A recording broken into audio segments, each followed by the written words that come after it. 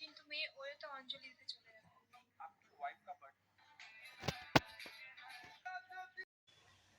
So good morning everyone, Asima daily blogging চ্যানেলে আবার একটি নতুন ভিডিওতে আপনাদের সকলকে অনেক অনেক স্বাগত। আশা করবো আপনারা সকলে খুব ভালো আছেন, আমিও খুব ভালো আছি। আজকে সকালটা বেশ ভালোই শুরু হয়েছিল, বাট এখন একেবারে বৃষ্টি পড়ে একবারে মেঘলা মেঘলা হয়ে গেছে। তো সকালে এখন 9:30 টাইম হলো।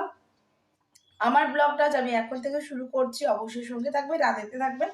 সকালের টিফিন থেকে আমি আজকে আমার ব্লগটা শুরু করছি। সকালে মিঠি স্কুলে চলে গেছে, আমি বানিয়ে দিয়েছিলাম আপ্পাম। আমি এখনো আবারও আপ্পাম বানাবো, ও টিফিন করবে বলে। তো আমি আজকে আপ্পামটা বানিয়েছি চালের গুঁড়ি দিয়ে।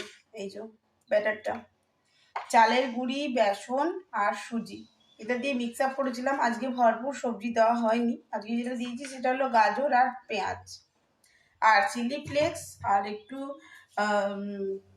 এটা দিয়েছে সেই কি বলে না, জোয়ান জোয়ান আজওয়ান দিয়েছিলাম, আর ওই একটুখানি হলুদ আর নুন, টেস্ট অ্যাকর্ডিং চিনি, ব্যাস।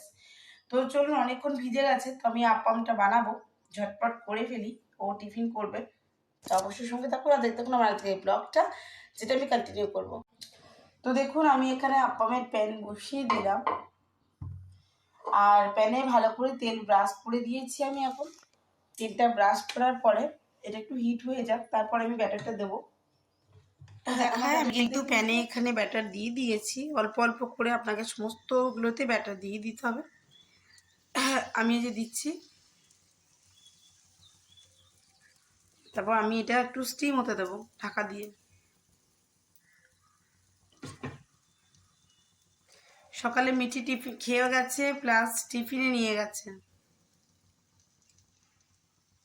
দেখলেন, আমি সবগুলো ভর্তি করে দিলাম। এবার আমি একটা লিড উপর থেকে দিয়ে দেবো, একটুক্ষণ হতে দেবো, প্রায় 2-3 মিনিটের মতন। ব্যাস, আমি ফিরে আসছি 2-3 মিনিটের মধ্যে। তো একবার ব্যাটারটাও দেখিয়ে দিই। দেখুন, ব্যাটারটার মধ্যে আজকে বেসন দেওয়া আছে, চালের গুঁড়ি মেনলি। আমি ইডলি রাইসটা পেস্ট করেছি, কারণ রাতেই পেস্ট করে রাখা হয়েছিল। তাতে দিয়েছি একটু সুজি, দিয়েছি একটু বেসন, 1 কাপের মতন করে করে, দুটোই মিডিয়াম কাপ, 1 কাপ করে। আর দিয়েছি একটু গাজর, একটু পেঁয়াজ, চিলি ফ্লেক্স, একটু নুন, হলুদ আর একটু চিনি, আর একটু আজওয়ান বললাম। ব্যাস, এই দিয়ে ব্যাটারটা তৈরি হয়েছে।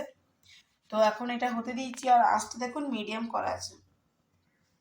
তো 3 মিনিট হোক, তারপর এটা দেখে বুঝতে পারছেন, দেখুন উপরটা এখনো কাঁচা কাঁচা দেখা যাচ্ছে, তার মানে এখনো এটা কাঁচা আছে, এটা এখনো কুক হবে। এটা পুরোপুরি ড্রাই হয়ে যাবে, তখনই বুঝতে হবে যে এটা কুক হয়ে গেছে পুরোপুরি। তো এটা এখনো হবে। তো চলুন একটু পরে আবার ফিরে আসছি। তো চলুন দেখাই, 3 মিনিট হয়ে গেছে আমার। সরি।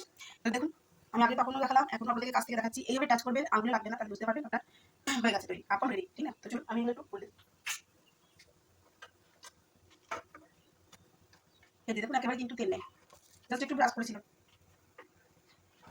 এটা উডেনের নাইফ পাওয়া যায়, এটা শুনে ছিল, আমি এটা নষ্ট করে দিয়েছি।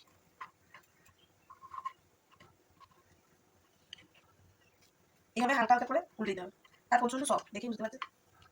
তেমনি করে আপনাকে আপামগুলো করে নিতে হবে। অনাসে বাচ্চাদেরকে চাটনির সঙ্গে সার্ভ করতে পারেন, কিংবা সসের সঙ্গে সার্ভ করতে পারেন, চাইলে আরও বেশি সবজি দিতে পারেন। আজকে আমি বেশি সবজি দিই, এই করে দিয়েছি। দেখুন, আমার আপাম রেডি হয়ে গেল। আমি যেখানে তেল রেখেছি, এই যে ব্রাশ দেখতে পাচ্ছি কতটা তেল দিলাম, এবং মধ্যে হালকা ব্রাশ করে দেবো। ব্যাস, হয়ে গেলাম আপাম রেডি। উল্টো সাইডে দিয়ে পরে একটুখানি ঝাঁপে দিয়ে দেবো, এটা লাগিয়ে দিলাম 1 মিনিটের মতো। তারপর আমি বন্ধ করে আপনাদেরকে দেখাচ্ছি। তো চলুন দেখাই উল্টো দিকটা কিরকম অবস্থা। এই যে একেবারে কুক হয়ে গেছে আমার আপামগুলো। এবার আমি স্টিক দিয়ে গেঁথে এইগুলো নিই, রেডি হয়ে গেল আপনার আপাম। দু সাইড থেকে কিন্তু কুক হয়ে গেছে, কুকটা একটুখানি কাঁচা দিই।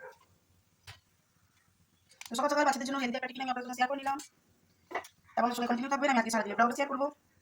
আর সরস্বতী পুজো অবশ্যই যাবো, সরস্বতী পুজো বাজার করতে ম্যানেজ করতে, তখন আপনাদের সঙ্গে শেয়ার করবো, অবশ্যই সঙ্গে থাকবেন, আগে থাকবেন আজকে ব্লগটা। আর হ্যাঁ, অবশ্যই আমি এটা কিন্তু মিউনিস আর সস দিয়ে সার্ভ করেছি, আপনারা চাইলে বাদামের চাটনি দিয়ে সার্ভ করতে পারেন, সাম্বার দিয়ে সার্ভ করতে পারেন। তো আমার প্যান ক্লিয়ার, এই যে এতগুলো আমার হয়ে গেছে, আর আমি মিউনিস আর টমেটো সস দিয়ে সার্ভ করলাম। এদিকে আছে আমার 2 কাপ চা, আর এদিকে আমার টিফিন একেবারে রেডি। তো এরকম নিত্য নৈমিত্তিক রেসিপি দেখতে অবশ্যই আমার চ্যানেলটি আপনাকে ফলো করতে হবে, আর আমার ব্লগগুলো আপনাদেরকে দেখতে হবে, তাতে অনেক রকম রেসিপি আপনারা দেখতে পাবেন।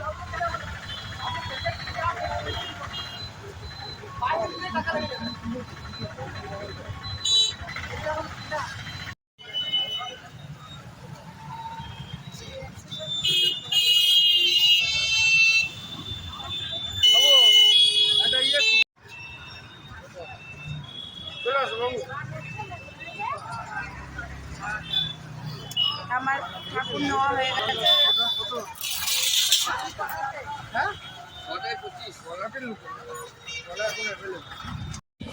তো আমাদের আপাতত বাজার কমপ্লিট, আর টিপ টিপ করছে বৃষ্টি।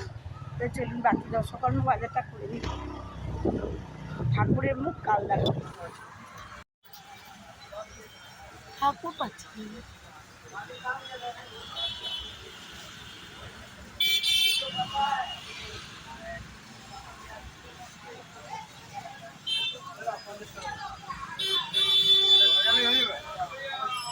ওইটাই তো বললাম তোমাকে। হ্যাঁ, 80 টাকা। তো আমাদের পুজোর বাজার, মানে সরস্বতী পুজোর বাজার একেবারে কমপ্লিট। আমরা চলে এসেছি, এখন টাইম হলো 1:20, আর আমি খাচ্ছি এখন একটু পাপড় চাট। তো চলো, ঘর চলে এসেছি। আমাদের পুজোর ফল মিষ্টি সমস্ত বাজার কমপ্লিট হয়ে গেছে। আর এটা টেস্ট সত্যি খুব সুন্দর। আর একটা কি পড়ে গেল, দরজাটা খুলতে বললে কি করবো? বললো তো বেশ, চলুন আর একটা নিয়ে আসলে ভালোই। এভরিওয়ান, এখন টাইম হলো 7:44, আর আমি রাতে ডিনার রেডি করতে চলে এসেছি। রাতে ডিনারে আজকে এখন নিয়ে এসেছি চিকেন। তো আমার এখন চিকেনটা বানাতে হবে। সকালে মাছের ঝোল, 3 পিস বাটা মাছ, তো 3 পিস বাটা মাছ দিয়ে মাছ ঝোল করতে বলেছিলাম। আমি গেছিলাম ঠাকুরের জিনিসগুলো কিনতে, আপনাদেরকে বললাম। তো যা মাছ ঝোল বানিয়েছিল, আমরা তো কেউ খাইনি, মা বেটি, খালি ওরা দুজনেই খেয়েছে। সাংঘাতিক ঝাল। তো এবারে তো আবার চিকেন নিয়ে এসছে, তো আমি এখন চিকেনটা করবো আর রুটি করবো, আর কিছু করবো না রাতে, এটাই করবো। ডাল টাল আছে। তো বাস সঙ্গে থাকুন, দেখতে থাকুন ব্লগটা। রাতে ডিনারটা কমপ্লিট করে আমি ব্লগটা আপনাদের সঙ্গে এন্ড করবো। আর আমি এখন খাচ্ছি রাইনারি শাক আলু, আর একদিকে করছি চিকেনটা ভাজা, ফ্রাই করছি। এবার চিকেনটা বসাবো, তাই না? দাঁড়ান আপনাদেরকে একটু দেখিয়ে দিই। এই যে আমি এখন চিকেনটা একটু ফ্রাই করে রেডি করে রাখবো। এবার আমি পেঁয়াজ টিয়াজ কাটবো, আর কেটে চিকেনটা বসিয়ে দেবো। আমি বললাম কালকে ধরুন পুজো আছে, ফের আবার এক্সট্রা যদি মাংস থেকে যায় না, তাহলে আবার সেই মানে একাকার চারদিন। আমি বললাম অল্প করেই মাংস নিয়ে আসো, আর রাতেই খেয়ে শেষ করে দেবো। তার জন্য অল্প এখানে নিয়ে এসছে। আর এখানে ন্যান্সি তো আমার পিছু ছাড়ছে না, এই দেখুন ন্যান্সি, সেকেন্ড সেকেন্ড সেকেন্ড বলেছি, রাইট হ্যান্ড। ন্যান্সি পছন্দ করবে, দেখুন রাইট হ্যান্ড। ও, আর লেফট হ্যান্ড ন্যান্সি। চিকেনে দেবো আলু। দেখুন চিকেনটা ভাজা হয়ে গেছে, আপনাদেরকে দেখালাম তো। এখানে আমি আলুগুলো কেটে দিয়েছি, বড় বড় আলু ছিল অনেকটাই। তো আমি কেটে এখানে সর্ষের তেলে ভাজতে দিয়ে দিয়েছি আলুটাকে। আর আজকের চিকেনটা আমি করবো কুকারে। তো পেঁয়াজ টিয়াজ কাটা হয়ে আমি চিকেনটা বসেও ফেলেছি। এই যে দেখুন আমার চিকেনটা এখানে বসে গেছে। আর আলুটা একটুখানি ফ্রাই হয়ে গেলে আমি চিকেনের সঙ্গে দিয়ে দেবো। কেমন লাগছে আমার চিকেনের কালারটা? এই যে তেল ছাড়ছে দেখুন। তো আমি এটা কষি, তারপরে আলুটা দিই কেমন লাগছে হুইসেল মারার পর আমার চিকেনটা, তারপর আমি আপনাদের সঙ্গে শেয়ার করবো, ঠিক আছে? তো আলুগুলো হয়ে গেছে ভাজা, আমি দিয়ে দিয়েছি দেখুন কুকারের মধ্যে। এই যে কুকারের মধ্যে দিয়ে আমার একটু নড়িয়েও দিয়েছি, ভালো করে কষা কষা মশলার সঙ্গে দিয়ে দিয়েছি। আবার ওই কড়াইতে দিয়ে দিয়েছি আমি জল, যেহেতু তেল ছিল জল দিয়ে দিয়েছি। জলটা একটু ফুটে উঠলে আমি কুকারের মধ্যে দিয়ে দেবো, তারপর কুকারে ঢাকা আটকে দেবো। হুইসেল উঠলে রেডি আমার চিকেন, আর রুটিটা করবো। তো বন্ধুরা এখন বাজলো 9:27, ঠিক আছে? তো আমার রাতের ডিনার একেবারে কমপ্লিট হয়ে গেছে। তো আজকে রাতের ডিনারের সঙ্গে আমি আমার ব্লগটা এখানে এন্ড করবো। এই যে দেখো রুটি হয়ে গেছে আমার একদম রেডি। তো চলো ঢাকা দিয়ে রাখি। এদিকে আমার চিকেনের লাল লাল ঝোল, কেমন লাগছে? ভালো লাগছে? তো চলো এটা একটা বাটিতে সার্ভ করে দিই, আর আমাদের রাতে ডিনারটা করে ফেলে। কারণ কাল আবার আমার ডেকোরেশন আছে না, সাজাতে হবে। তো আজকের মতন আমার ব্লগটা আমি এখানে এন্ড করলাম। ভালো লাগলে অবশ্যই লাইক কমেন্ট শেয়ার করবে। আর যদি আমার চ্যানেলে নতুন বন্ধু হয়ে থাকেন, সো প্লিজ আমার চ্যানেলটি সাবস্ক্রাইব করার বিশেষ অনুরোধ রইল। সকলে খুব ভালো থাকুন, সুস্থ থাকুন। আমার রান্নার রেসিপিগুলোতে আপনারা খুব ভালো করে আমাকে সাপোর্ট করছেন, খুব ভালো লাগছে সত্যি, হৃদয় থেকে একেবারে সবাইকে থ্যাংক ইউ সো মাচ। হ্যাঁ, ওকে এইভাবে একটু আপনারা সাপোর্ট করে যান, আর যাতে আমি এগিয়ে যেতে পারি আমার সামনের দিকে, আমার লক্ষ্যের দিকে। আপনারা ছাড়া সম্পূর্ণ কোনোটাই নয়।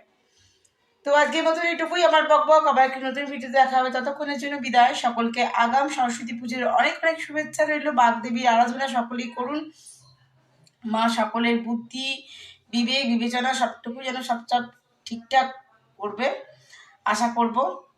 তো চলুন আজকের মতন এইটুকুই, কাল আবার একটা নতুন ভিডিও দেখা আছে, ততক্ষণের জন্য টাটা, গুড নাইট, সকলে ভালো থাকবেন।